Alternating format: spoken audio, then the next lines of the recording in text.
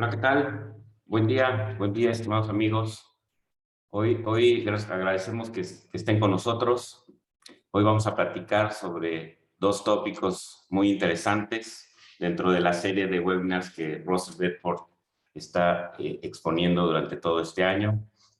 Hoy nos acompaña nuestro socio Esteban Estrada y tenemos un invitado especial, Rubén Cuautle, abogado en materia tributaria y que nos va a compartir pues sus comentarios muy interesantes respecto de estos temas.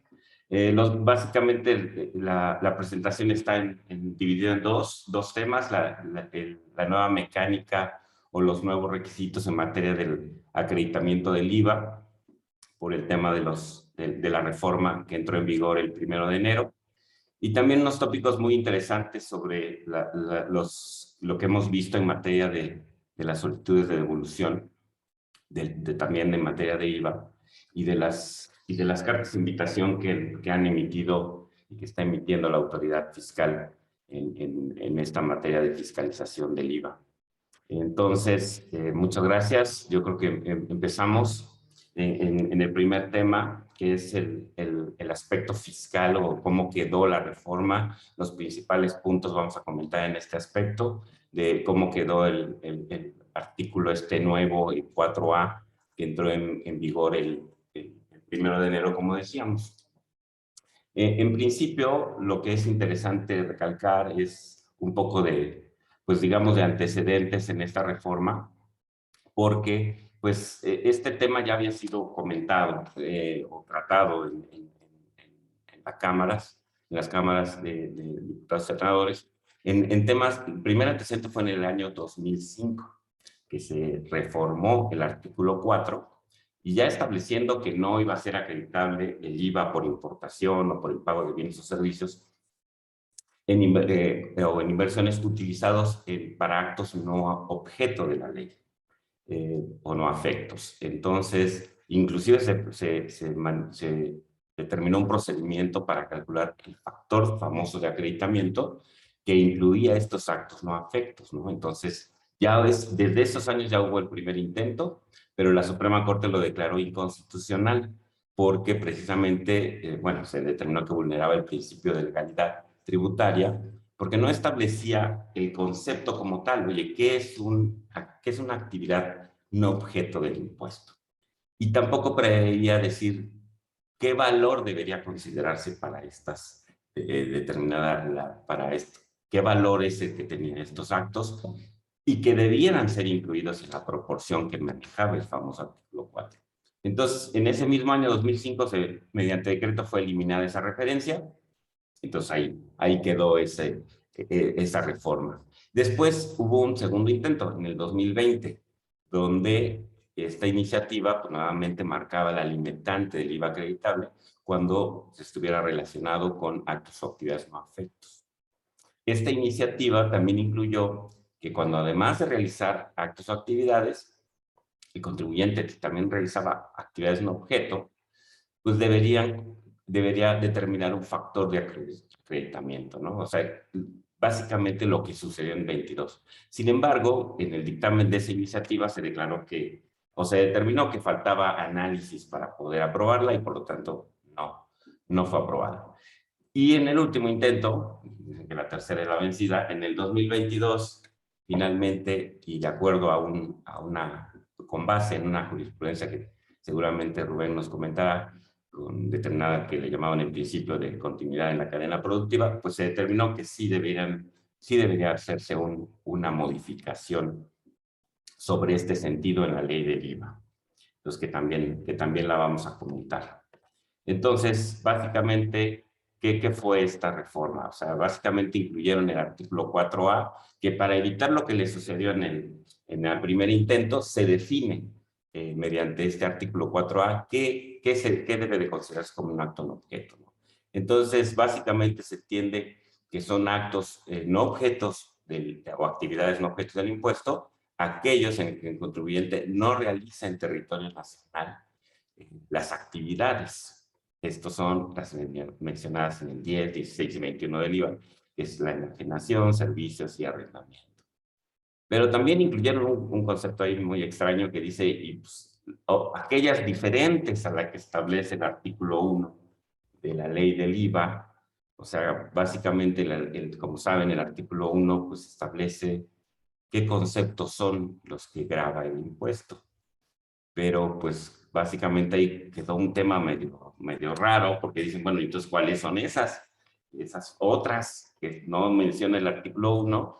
Pues también como quedó un poco, digamos, un poco ambiguo, o muy ambiguo. Entonces, básicamente esa, y también, pues básicamente manejan pues que para la obtención de estos ingresos realizas gastos o inversiones en las que fue trasladado el IVA o el que le hubiera pagado con motivo de la importación. Esa es, digamos, la relación entre esos actos, no objetos, y lo que tú pagas por el IVA acreditable por importación o bienes o servicios. También algo adicional que se manejó en este 4A, que ya se establece, ¿no? Cuando esta ley aluda o diga el valor de actos o actividades no objeto, corresponderá al monto de los ingresos o contraprestaciones que el contribuyente obtenga en el mes de que se trate. Ahora sí dijeron, ¿cuál es el valor? Como recordarán, en los antecedentes se manifestó, oye, pues, ¿qué valor le voy a poner? Ah, bueno, ya se dice y se especifica para evitar otra vez ese tema que le sucedió antes. Entonces ahora se dice, sí, es que ese valor son los ingresos que correspondan a esos actos o actividades que no se están realizando en territorio nacional. Entonces ese básicamente es el punto medular de este tema, de esta reforma, identificar precisamente esos actos o actividades que no están o que se están haciendo fuera del territorio nacional, para ver si estás en principio en el supuesto a que hace referencia esta reforma. Entonces, ya considerando esta base, entonces a continuación vamos a poner, por ejemplo, mencionar unos ejemplos. Por ejemplo, una compañía enajena bienes a un cliente en el extranjero. Los bienes son adquiridos a un proveedor por parte de una persona en el extranjero y los bienes son enviados directamente sin tocar ningún punto del territorio nacional. Esto es, o sea, yo puedo adquirir una mercancía de un proveedor extranjero, puedo entregarlo en el extranjero y entonces pues estoy haciendo sobre todo la entrega. Recordarán que ese famoso artículo 10 y 16 y 21 señalan cuándo se considera que existe venta en territorio nacional. Entonces, por ejemplo, en la enajenación, que el bien se encuentra en territorio nacional. Entonces, en este caso, pues no tenemos ese tema. Es algo un poco común en algunas compañías de grupo que hagan este tipo de actividades, sobre todo en algunas industrias. Entonces, es importante señalar este tema de identificar, porque ahora si tengo estos ingresos y tengo erogaciones en México que permitan la obtención de dicho ingreso, estoy en el supuesto. Y entonces ya entraré en una limitante en el factor de acreditamiento. Y entonces ahí es donde tenemos que tener el cuidado. También otro ejemplo que estamos mencionando ahorita en la segunda lámina es en el tema, por ejemplo, de transportación, que es algo también un poco común en el tema de transportación internacional. Como saben, algunos puntos de la transportación pues cuando inician en el extranjero y concluyen en México, pues se supone que solo una parte del territorio está conformado en el territorio, en territorio nacional, pero en este caso pues no se considera en este tema cuando inician en el extranjero, entonces por lo tanto pues no debiera ser un tema de acreditamiento y precisamente son los ejemplos y pudiera haber otros, ¿no? Pero la verdad es que ahí es donde tendremos que tener cuidado para ver si estamos en el mismo tema de la limitante del acreditamiento.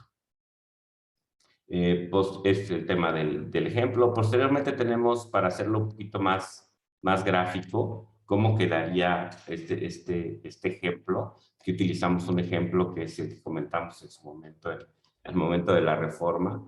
Básicamente dos columnas, 21, 22, total de actos, donde a partir del 22, por ejemplo, identificamos ingresos no objetos de la ley.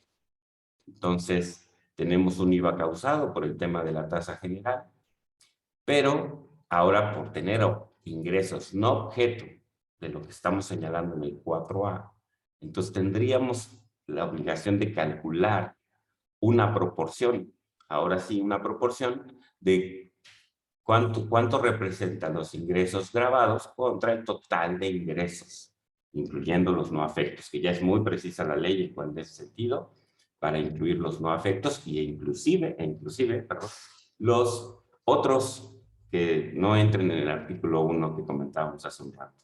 Entonces, este ejemplo que hemos manejado del 90%. Entonces, en la columna de en medio verán la aplicación del 90%, que determina una cantidad menor de acreditamiento y por lo tanto, en este caso, un saldo a favor menor. Entonces, este es un efecto importante que evidentemente en términos financieros pues provoca una carga financiera a la compañía, a las compañías al tener esta nueva limitante en cuanto al acreditamiento, por lo que tendremos que tener mucho cuidado en identificar pues estas actividades, sobre todo a veces en las condiciones en que tenemos pactado la relación con nuestros clientes, pues decir en qué momento te entrego, dónde te entrego, para efectos de determinar bien si estamos en el supuesto. Este es muy importante porque ahí sí la ley pues está siendo muy clara y ya tendríamos que tener ese tema. Siguiendo con estos puntos, habría que tener otras consideraciones también en cuanto a esta reforma. También una reforma en el artículo 5 para adecuar, pues, digamos, los requisitos del acreditamiento. Por ejemplo, el IVA en importaciones es también importante porque ya se especifica claramente que el pedimento deberá estar a nombre del contribuyente para que pueda proceder el acreditamiento. Esto es porque pues hubo mucho difusión de un esquema donde se permitía que un tercero hiciera la exportación, se hablaba de un mandato, etcétera, etcétera, que siempre la autoridad estuvo ahí no muy conforme con ello. Entonces ahora se especifica para dejar claro que el pedimento tiene que estar a nombre del contribuyente para proceder al acreditamiento. También otro aspecto que se movió digamos que hay que considerar en el aspecto del artículo 5A, porque pues ese no se movió, pero digamos que ese establece que cuando se trata de inversiones en activo fijo, hay que cuidar las proporciones, la proporción que se está utilizando respecto de estos activos. Como recordarán ya de tiempo atrás, el IVA acreditable derivado de las inversiones en activo fijo es importante identificarlo porque ahí aplica una regla en particular que deberemos de determinar si nuestra proporción de actos se ha movido respecto de esa inversión, porque si se mueve más de un 3%, pues tenemos que calcular el famoso reintegro del acreditamiento. Entonces, y aplicar el procedimiento se incrementa o disminuye esa proporción. Entonces, en este sentido, dado esta nueva reforma de 4A, ahora se vuelve importante y hay que considerarlo que tenemos que estar atentos a esa proporción para determinar si se mueve el más de un 3%, tendríamos que efectuar el reintegro del acreditamiento mediante el procedimiento que establece 5A. Entonces, ahora reviste vital importancia si es que estamos en este supuesto, porque entonces vamos a tener que estar revisando esta proporción y no caer en un default que excedamos de ese 3% y pues, por lo tanto tengamos que hacer este reintegro. También en ese mismo, en el artículo 5 de los acreditamientos, también pues se precisó muy bien en cada uno de los escenarios, como recordaron ese artículo, están dos temas, pues de que los actos o actividades que estén directamente relacionados con un acto grabado, esos van a ser totalmente acreditables. Pero si hay alguno que esté entre que es indistinto para producir ingresos grabados o no afectos o exentos, tendrán que sujetarse a una tasa de actualización. Entonces, pues todo este artículo pues ya incorporó en cada uno de los supuestos la mención de los actos no afectos o no objetos e inclusive que no estén en el famoso artículo 1. Entonces, también eso es lo que hay que considerar en estos cálculos de las proporciones, porque también, como recordarán, también inclusive en periodos corporativos, pues también está el requisito de que esta proporción deba ser calculada y tenemos que hacer una comparación de proporciones para efectos de ver si no estamos cayendo en un default. Y esto se hace al 12º mes, ya saben, el tema de avisarle al SAT, porque también eso es una reforma en este artículo, de avisarle al SAT cuando inicie operaciones para efectos de determinar o que el SAT tenga, que en la exposición de motivos de esta reforma, que debemos de avisar al SAT cuando iniciamos operaciones para que el SAT también sepa cuándo debemos hacer la comparación de estas proporciones y en su caso, pues aplicar el tema del reintegro del acreditamiento por el movimiento de las proporciones. Entonces, estos puntos revisten en vital importancia si es que tenemos un tema de no afectos. Por eso los quisimos mencionar en este tema. Después, tenemos el tema de qué podríamos hacer primero como recomendación. Indudablemente tendremos que analizar las operaciones, porque sí necesitamos determinar pues si estamos en el supuesto como lo hemos dicho. Y otra parte importante que también recordar la opción que está en el 5B, que ya estaba considerado, ver si nos convendría, sería interesante analizar, en lugar de hacer una proporción mensual, el 5, pues ver si podemos hacer si tenemos algún efecto en el 5B y determinar si nos podría convenir esa opción de cálculo de la proporción en un cálculo anual. Pero, pues bueno, como dicen siempre, la letra chiquita aplican restricciones y habrá que ver las condiciones, porque si optamos por esta opción, tendría que aplicarse por los 60 meses, ya saben lo que comenta ese artículo. Y también un tema interesante es que no aplica, si vamos por esta, no aplica en las proporciones tratándose de inversiones de activo fijo que hayamos aplicado o determinado el IVA acreditable mediante la proporción mensual. Entonces, ahí sí tenemos ciertos candados para poder aplicarlo. Básicamente ese es el tema en cuanto a cómo quedó. En conclusión, tenemos que tener cuidado con si identificamos actos no afectos, no objeto, y determinando las proporciones y determinando si tenemos algún problema por ese famoso 3%, que es lo que me obliga a recalcular o a hacer el ajuste al acreditamiento. Eso yo creo que es muy importante tenerlo en cuenta para efectos de la aplicación correcta y no entrar en una contingencia con la autoridad fiscal, ¿no? Y estar plenamente en cumplimiento. Básicamente eso es lo que es el tema de legalidad, bueno, de legalidad de lo que menciona esta reforma. Ahora pasaremos al tema con el abogado Rubén Cuautle, que como decía es nuestro invitado especial el día de hoy. Rubén es socio abogado de la firma Jupón Abogados. Es licenciado en Derecho, maestro en Administración de Contribuciones por la UNAM. Tiene más de 22 años de experiencia en materia tributaria sobre todo y consultoría. Miembro de la Barra de Abogados, Colegio de Abogados, Asociación Nacional de Abogados de Empresa. Y también es integrante de la Comisión de Desarrollo Profesional Fiscal del Colegio de Contadores. Y coautor de varias publicaciones. Entonces, Rubén, muchas gracias por acompañarnos y te cedo la palabra para efectos del tema, ahora sí que del tema legal en cuanto a esta reforma.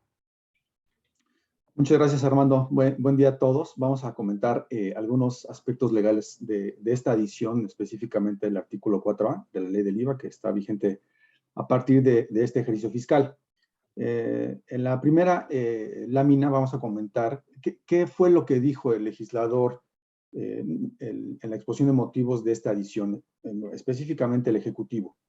Digamos que aquí lo estamos dividiendo en 3 puntos específicos: el contenido, el alcance y los criterios de las autoridades fiscales que tomó en consideración el Poder Ejecutivo para hacer esta adición.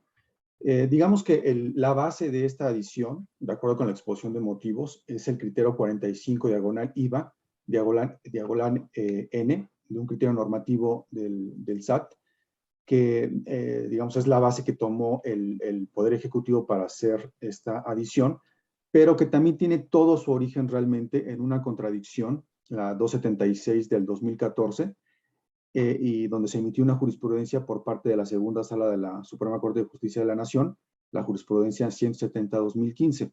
Realmente ese fue el origen tanto del criterio normativo del SAT como de la exposición de motivos y específicamente de la adición del artículo 4A de la ley del IVA. ¿Qué analizó en ese momento la segunda sala de la Corte? Analizó un tema muy específico de contradicción de tesis de diferentes tribunales colegiados de circuito respecto a si la compra y recuperación de cartera vencida era objeto de este impuesto o no era objeto.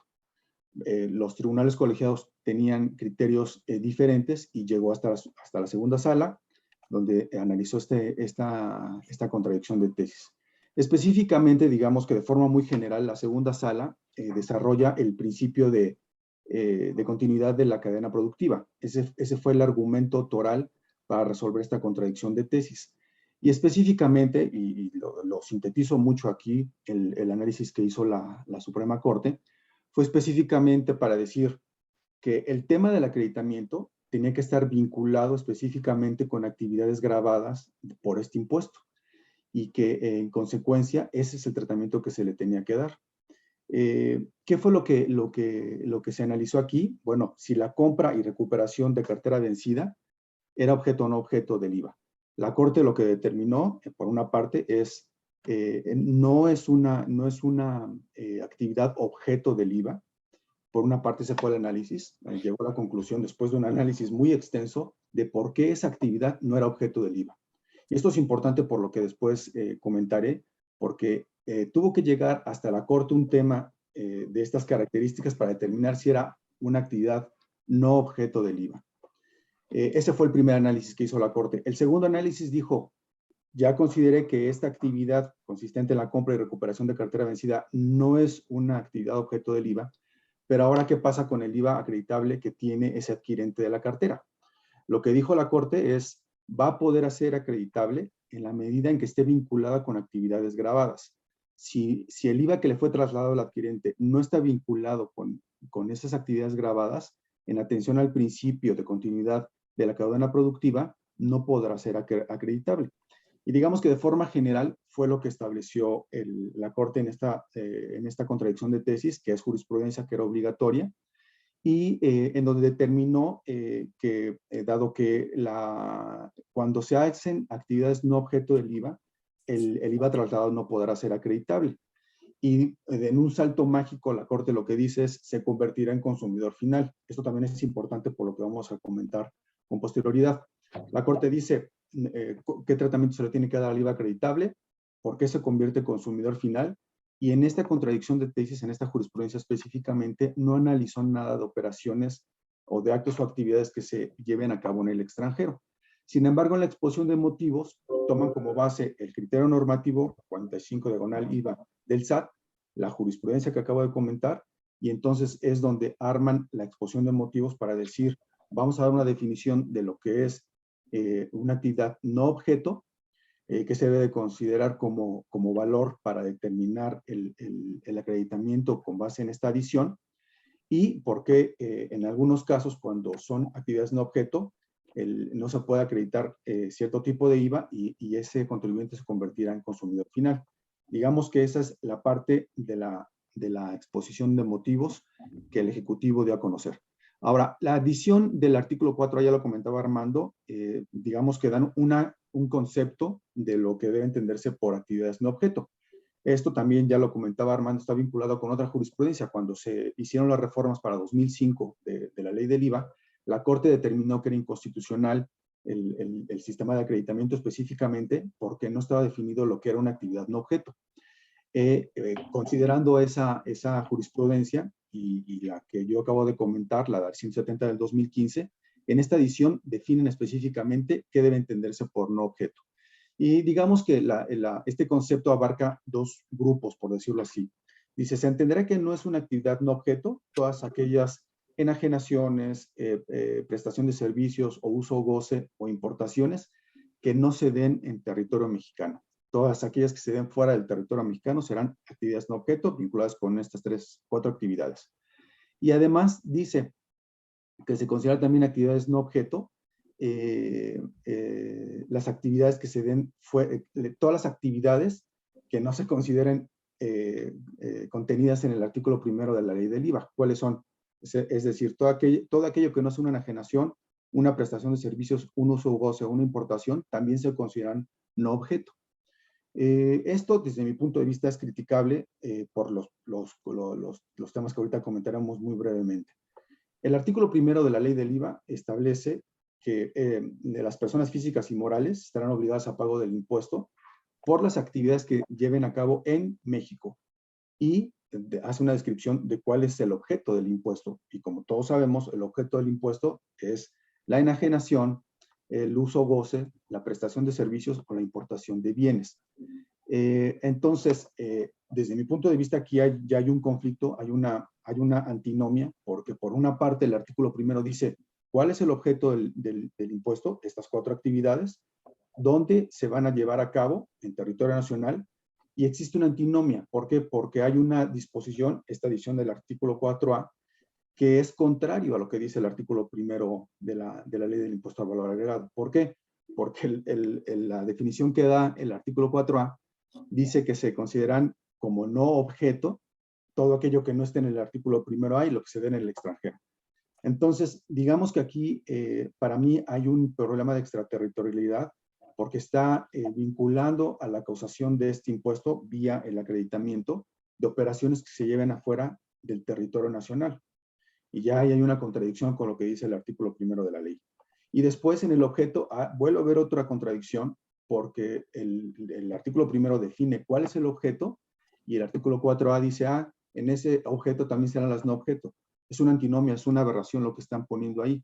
Desde mi punto de vista, eso tiene elementos de ilegalidad e inconstitucionalidad que pueden ser combatidos por los contribuyentes. Oye, Rubén, perdón, y también en el tema este que decíamos de la mención que hace de otros del 1A, o sea, otros del 1, realmente, pues no, o sea, como que queda muy ambiguo, ¿no? O sea, coincido contigo ahí, Armando, y aquí traigo a colación lo que ya comentábamos y que decíamos que en el 2005 se determinó que era inconstitucional el artículo porque decía no define lo que es el no objeto. Exacto. Para mí, a pesar de ese intento de definir ahorita lo que se considera una actividad no objeto, vuelve a caer en el mismo vicio de inconstitucionalidad.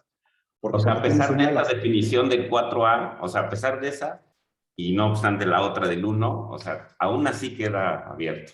Queda abierto. Y precisamente lo que la Corte en su momento dijo, se viola el principio de legalidad y seguridad jurídica, porque entonces ya la definición de lo que debe considerar el contribuyente no queda en manos de lo que el legislador quiso definir, sino lo que quiere poner la autoridad administrativa, específicamente las autoridades fiscales. Y vuelve a caer en lo mismo.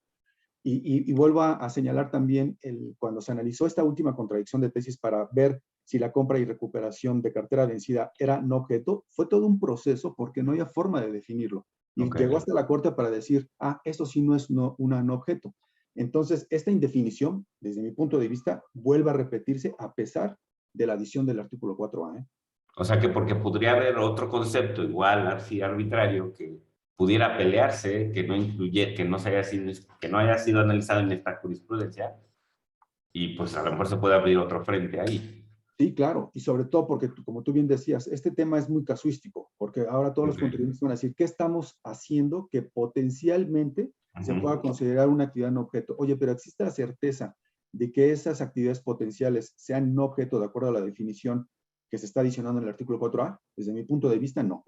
Y eso genera incertidumbre y le da manga ancha al Servicio de Administración Tributaria para que determine lo que ella considere que es una actividad no objeto y que entonces tu acreditamiento y la determinación del impuesto estuvo correcta o incorrectamente bien realizado. De acuerdo. Continuando con la siguiente lámina, digamos que aquí el análisis que se puede hacer de esta edición del artículo 4 son desde 2 puntos de vista. Ya comentamos un poco de la legalidad porque el contribuyente no sabe cómo determinar esas actividades que sean no objeto. Digamos, no hay una definición clara para saber cómo debo de incluirlo y cuándo no. Y además, porque el artículo 1A, insisto, hay una antinomia entre el artículo 1 de la ley del IVA y el 4A. ¿Por qué? Porque el 1 define cuáles son las actividades objeto del impuesto, dónde se realizan, y el 4A dice algo totalmente diferente. Desde mi punto de vista eso también genera un conflicto de ilegalidad, que también puede haber problemas de inconstitucionalidad.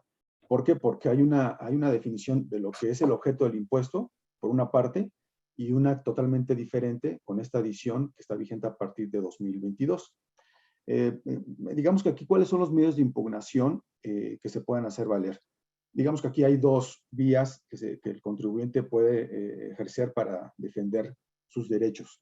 Uno es el juicio de amparo, que como sabemos, para atacar la inconstitucionalidad de una ley, hay dos momentos. Por su sola entrada en vigor, que digamos ese plazo ya concluyó porque son 30 días después de su entrada en vigor. Y después con motivo de su primer acto de aplicación. Esto, insisto, es muy casuístico porque si estas actividades no objeto ya fueron detectadas en el pago de enero de 2022, el primer acto de aplicación se pudo haber dado el 17 de febrero, digamos, con la presentación de ese pago mensual de enero. Pero puede ocurrir que otros contribuyentes todavía en la determinación del impuesto y del acreditamiento específicamente no hayan aplicado esta norma. ¿Por qué? Porque a lo mejor no se le ha dado esa actividad no objeto y está pendiente de que se dé ese primer acto de aplicación, y a partir del momento en que sea el primer acto de aplicación, sabemos que tenemos 15 días para interponer el juicio de amparo indirecto. Con independencia de este medio de impugnación, del juicio de amparo, existen los medios de legalidad, el juicio de nulidad, el recurso de revocación. ¿Cuándo se pueden hacer valer estos? Digamos que esto se va a hacer valer en la medida en que el fisco ejerza sus facultades de comprobación y determine que el impuesto estuvo mal determinado, porque el acreditamiento estuvo mal, porque no consideraste el valor de estos actos y actividades no objeto. Puede determinar un crédito fiscal, o en el momento en que se solicite la devolución, por ejemplo, del impuesto, también diga no es procedente porque el acreditamiento estuvo mal determinado, porque no consideraste el valor de estos actos o actividades no objeto. Y digamos que esos medios de impugnación, con la determinación de un crédito fiscal o con el rechazo de una devolución, es otro momento para impugnar toda esta adición vía legalidad a través de un recurso de revocación o un juicio de nulidad. Y digamos que de forma general, Armando, este sería el análisis tanto de la exposición de motivos, el contenido de la reforma y los medios que se pueden valer en contra de esta reforma del artículo 4 de la ley del IVA. Entonces, no obstante, gracias Rubén, entonces no obstante que en estricta teoría un amparo, como dices tú, ya no procedería porque ya entró en vigor la ley, pero por un concepto, pero por el otro concepto, y dado que estamos hablando de algo muy causístico, podría decirse que quizás en este mes tenga un acto no objeto, caigo en el supuesto, aplico la ley y entonces se puede abrir una ventana de oportunidad, digamos, en cuanto a si considero que me está afectando en la esfera de la legalidad, entonces pudiera yo asistir al amparo, dado que estoy aplicando por primera vez la ley. Sí, digamos que ahorita en este momento, para ser muy puntuales, quedaría el juicio de amparo indirecto si todavía no se genera ese primer acto de aplicación. De acuerdo. La vía de legalidad, si se determina un crédito fiscal vía el ejercicio de las facultades de comprobación del fisco, o el rechazo de una solicitud de devolución del IVA. De acuerdo, o sea, ya sería contra, de acuerdo, contra un acto específico de autoridad. Exacto. De acuerdo. Perfecto, ¿no? Te agradezco mucho, Rubén. Entonces, muchas gracias. Ahora continuamos con Esteban Estrada, nuestro socio de Ciudad Juárez, del área de impuestos, para compartirnos el tema de las solicitudes de devolución. Muchas gracias, Armando, y muy buenos días a todos. Un saludo a todos nuestros asistentes. Muchas gracias por acompañarnos en nuestro evento del día de hoy. Y pues para hablarles un poquito de un par de temas pues actuales y recurrentes, ¿verdad? Donde regularmente tenemos problemáticas o detalles, ¿verdad? Para poder concluir satisfactoriamente este tipo de asuntos. Uno de ellos son las solicitudes de devolución específicamente de IVA, ¿verdad? Que son un poquito más comunes, ya que se presentan de manera mensual. Solo como algunos antecedentes, pues se detonó un poquito más las solicitudes de devolución de IVA debido a la eliminación de la compensación universal. Como ya sabemos, y ya tenemos varios años que ya no podemos aplicar la compensación universal, y pues esto, digamos que obligó, ¿verdad?, a muchas empresas que regularmente determinan saldos a favor de IVA o de algún otro impuesto, ¿verdad?, que lo tengan que solicitar en devolución, y pues en ocasiones sí resulta bastante problemático, ¿verdad?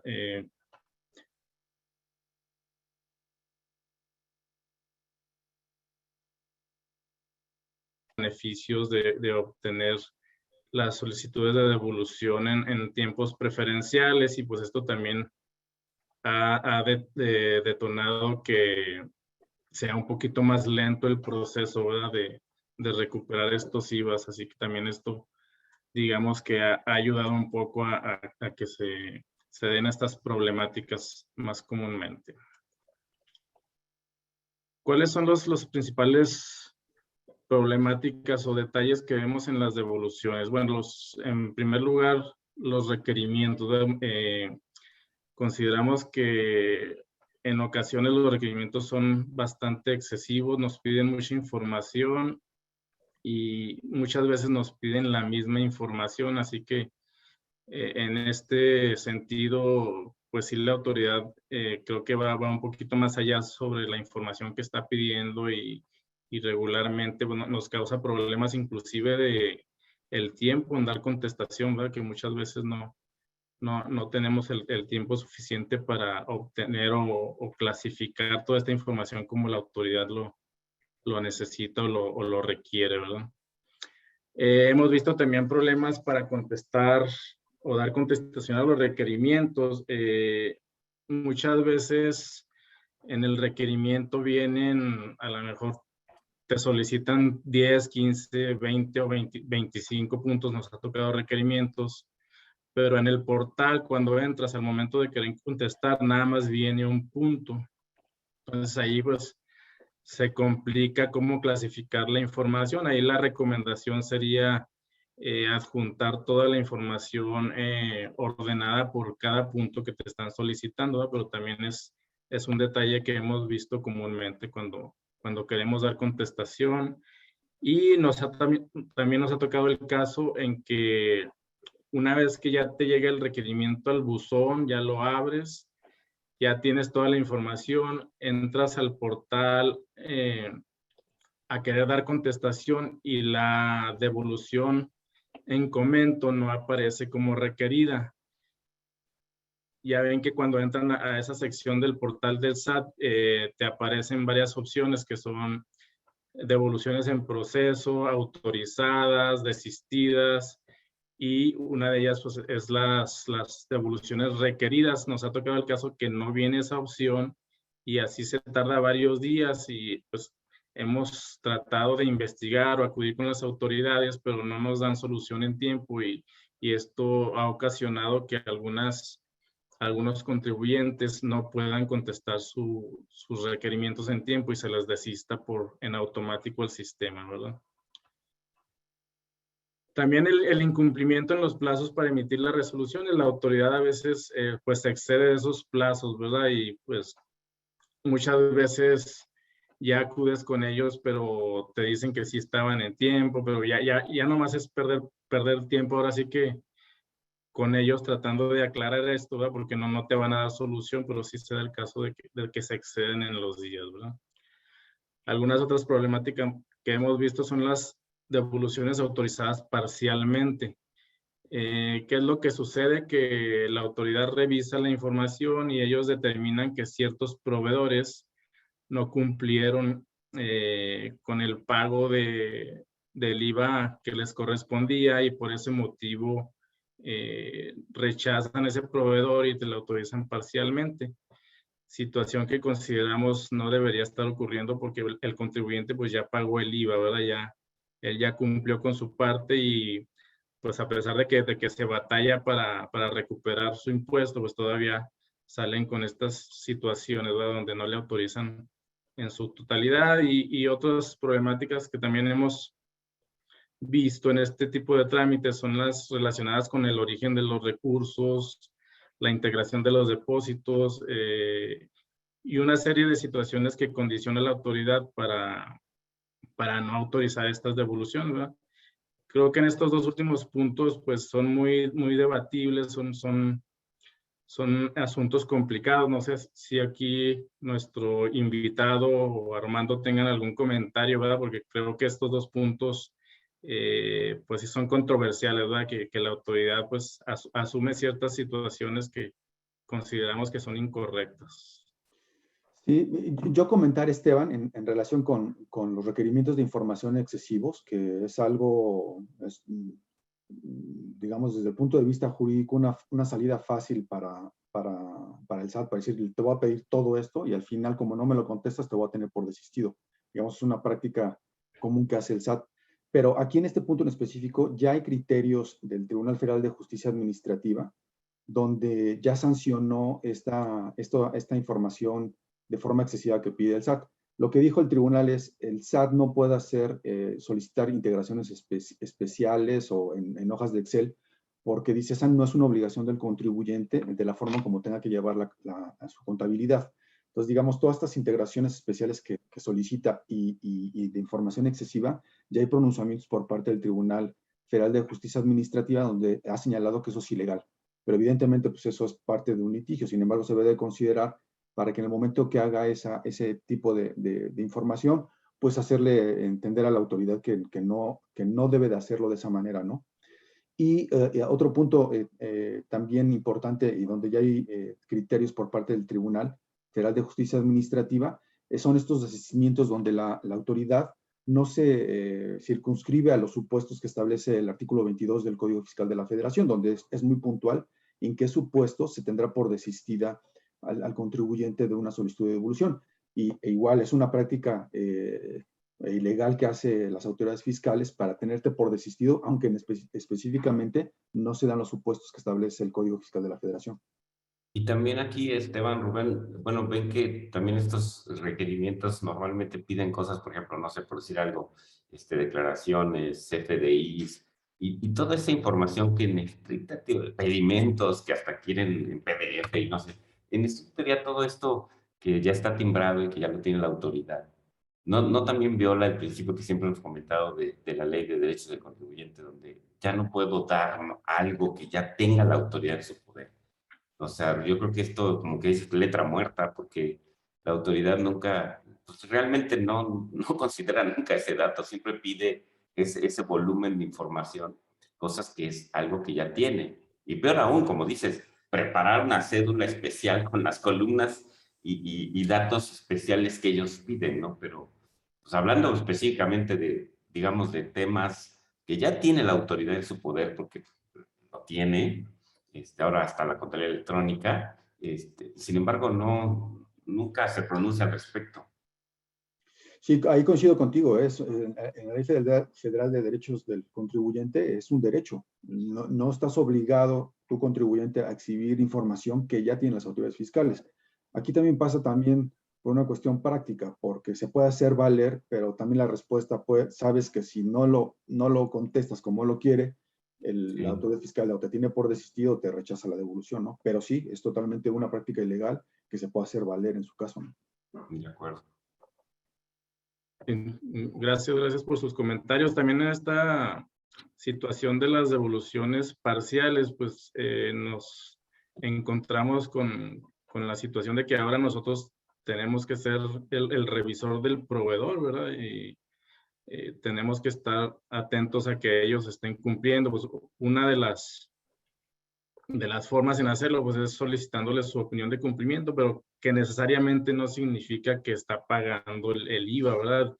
Puede haber situaciones donde a lo mejor determinó un saldo a favor del proveedor, o etcétera, o no lo pagó efectivamente y declaró en cero y su opinión de cumplimiento es positiva. Entonces, pues sí resulta problemático también revisar al proveedor, situación que no es obligación del contribuyente, pero pues que el SAT nos encamina a eso, ¿verdad? Y pues sí, claro. hay que estar muy atentos también con nuestros proveedores para no tener estas situaciones de molestia, ¿verdad? Sí, por ejemplo, aquí una de las preguntas que nos indican es, ¿qué sugieren para solucionar el tema de no poder solventar un requerimiento a través del buzón y por ende el estatus de una devolución de IVA sea desistida. Entonces realmente sí, entiendo que a lo mejor hay temas de que no pudieron usar el buzón, pero creo que ahí, Rubén, creo que ya está muy claro que hay que habilitarlo y usarlo. Así es, sí, sí, sí, hay que, el problema aquí, insisto, Armando, Esteban, es que es una cuestión práctica, porque hasta parece que son trampas deliberadas que pone el SAT. O sea, te voy a pedir esto porque sé que o me lo vas a entregar, no como yo te lo estoy pidiendo, o voy a tener cualquier elemento para decir, como no cumpliste, te desisto. Aquí, insisto, lamentablemente se tienen que hacer valer los medios legales de defensa o hacerle el cumplimiento en los términos que pide la autoridad, ¿no? Sí, claro. Ok. Perfecto. Bueno, aquí ponemos una serie de recomendaciones para, pues, tratar de eficientar un poco todo el proceso de las devoluciones, ¿verdad? Pues, obviamente, estar revisando con frecuencia el buzón tributario.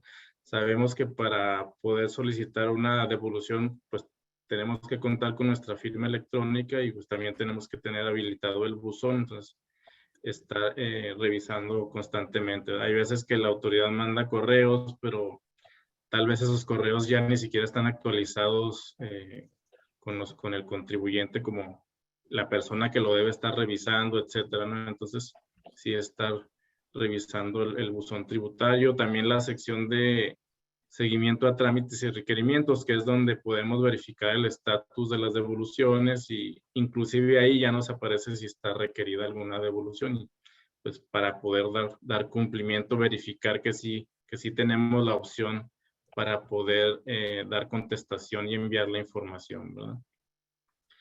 En algunos puntos donde nos solicita información la autoridad, hay unos puntos específicos que sí nos pide un escrito libre, inclusive firmado por el representante legal, ¿verdad? Y ahí podemos aprovechar para también hacer aclaraciones de los otros puntos que nos están pidiendo información. Esto para, digamos que ordenar y que toda la información fluya más rápido para que la autoridad lo conteste de una manera más eficiente, ¿verdad? Pues también hacer aclaraciones sobre información recurrente que se hayan solicitado en devoluciones anteriores. Es muy común que casi en todos los requerimientos siempre pidan en los primeros puntos la misma información que ya se les había enviado anteriormente, ¿verdad? Como el acta constitutiva, los poderes, contratos de algunos proveedores, pues hacer mención de que ya se les habían entregado anteriormente y hacer mención de que del folio, ¿verdad? De las devoluciones anteriores donde ya se les había otorgado toda esa información para no estar enviándoles toda esa información que ya tienen ellos, ¿verdad?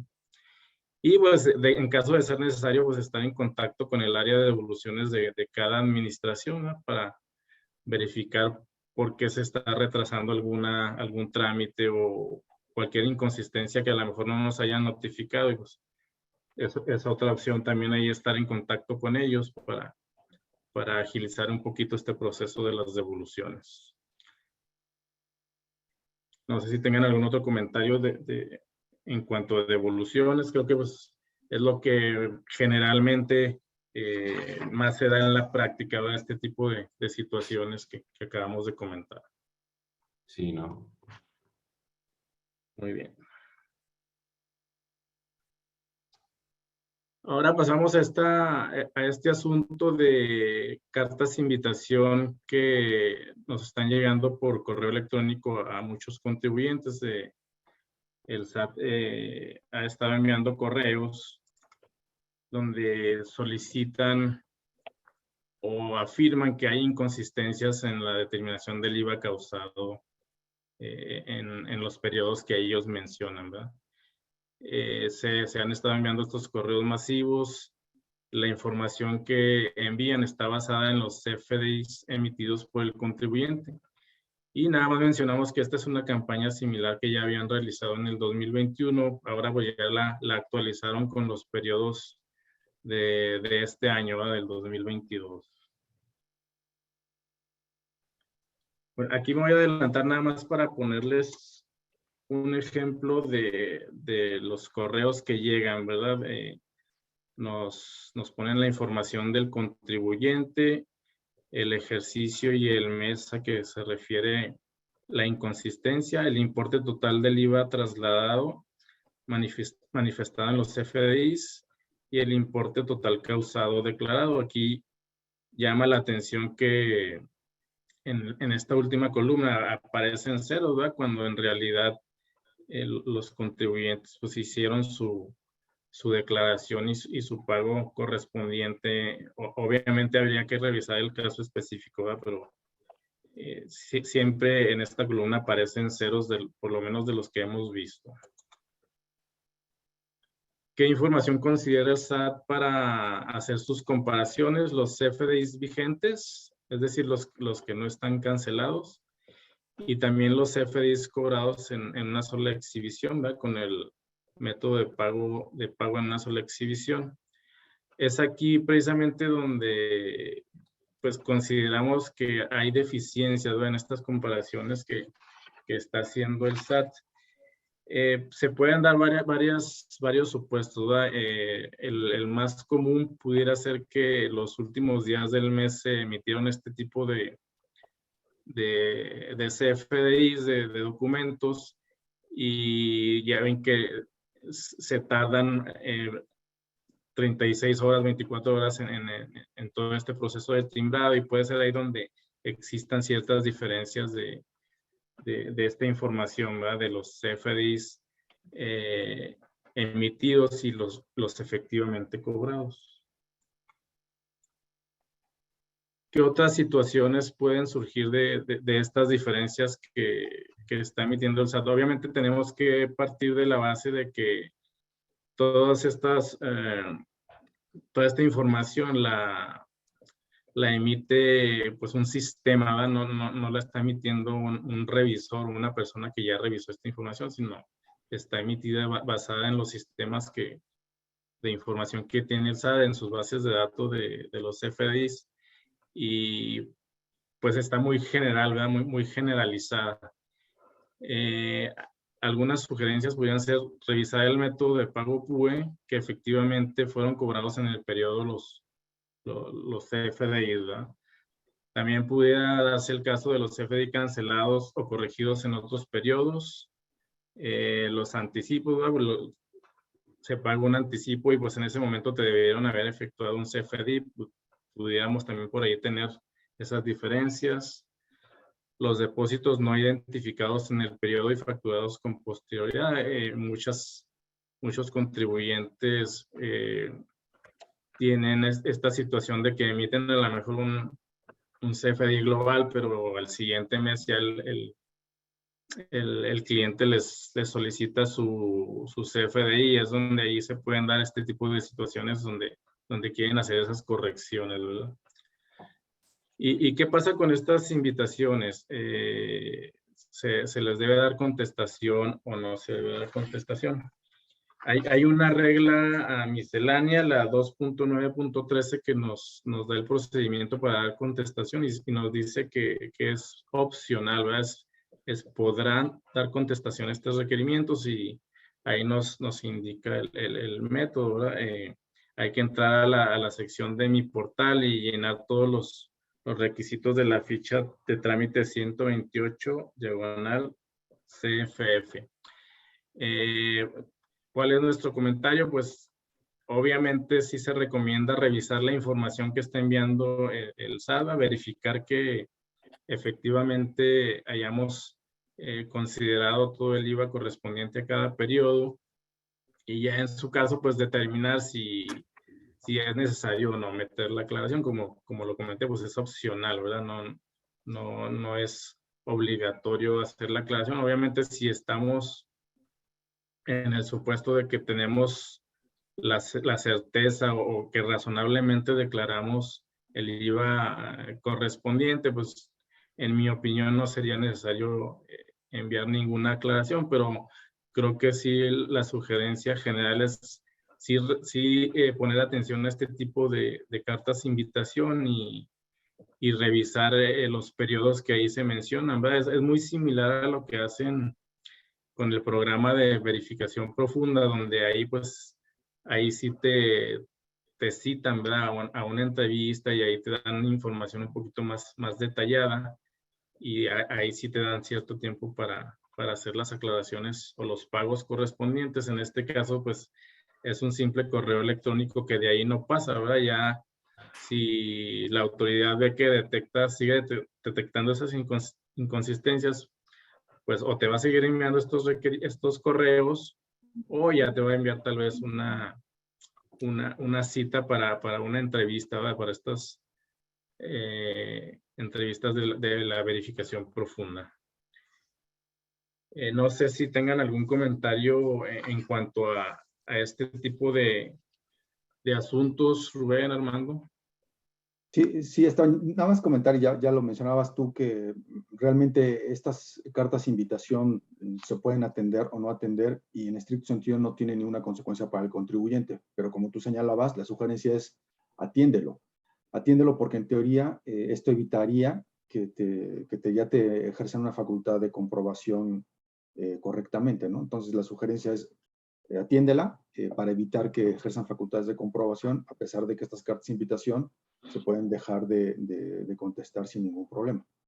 Sobre todo también, Rubén y Esteban, ves que también el tema que la autoridad tiene la facultad, así, con la sola presunción de una posible omisión, e intentar suspender el sello digital. Entonces eso también te pone en complicaciones al no atender estas invitaciones. Y nos ha tocado casos que, oye, es que no me atendiste la invitación y ya te llega tu lindo oficio de que ya te suspendieron el sello. Entonces sí, creo que sí sería bueno atenderlos también por esa parte, porque en ocasiones pues sí ejercen su derecho que pues, en mi opinión está muy discrecional, pero bueno. Y también creo que aprovechando el tema de que ahora es esto de los XML, pues ya están, se podría intentar automatizar bueno, verificar por medio automático el cumplimiento de los requisitos del XML, como lo que decías, Esteban, el tema del PUE, el tema del complemento de pago, para efectos de verificar que estás cumpliendo y que no quede, que sea un tema como que más, una política en las compañías que pueda hacerlo mes con mes. Utilizar aprovechando la herramienta que pues, ya es todo electrónico, pues, pudiéramos implementar controles en la empresa para que puedan darle seguimiento correcto a estos tipos de XML y sobre todo pues, listas negras y todo esto. Sí, creo que ya debería ser una práctica común en las empresas o los contribuyentes de realizar este tipo de revisiones adicionales, ¿verdad? Aprovechando la tecnología. Y también como comentaste, Armando, ahí en esos correos viene la advertencia de que de no hacer las aclaraciones, pues se te va a cancelar el sello digital. Y muchas veces, pues ahí es el temor, ¿verdad? Del contribuyente que digamos que con eso nos asustan, ¿verdad? Con esa advertencia de que imagínate la cancelación de un sello digital, pues te para las operaciones, ¿verdad? Es muy delicado, así que pues sí hay que poner atención. Exacto, no obstante ya tengan su procedimiento de reactivación, pero la verdad es que es muy lento. Entonces sí tendríamos problemas. De acuerdo. Correcto. Perfecto, pues aquí estamos mencionando, intentamos contestar algunas preguntas aquí en el chat rápido, pero con toda confianza, cualquier duda o comentario o temas de inquietud, aquí están nuestros correos, está el del licenciado Rubén también, para cualquier tema donde tengan alguna duda o inquietud, con gusto la podemos aclarar. Les agradecemos mucho su tiempo. Si nos llegan cualquier correo, lo contestaremos. Gracias por todo. Gracias, Esteban. Gracias, Rubén. Gracias a todos. Como siempre, agradecemos su presencia, asistencia. Y pues también continuaremos con otros webinars que estén pendientes en nuestras redes sociales. Vamos a tocar temas interesantes en los siguientes meses. Entonces, con toda confianza están invitados. Agradecemos su asistencia. Muchas gracias. Buen día a todos. Hasta luego, buen día. Buen día. Hasta luego. Hasta luego.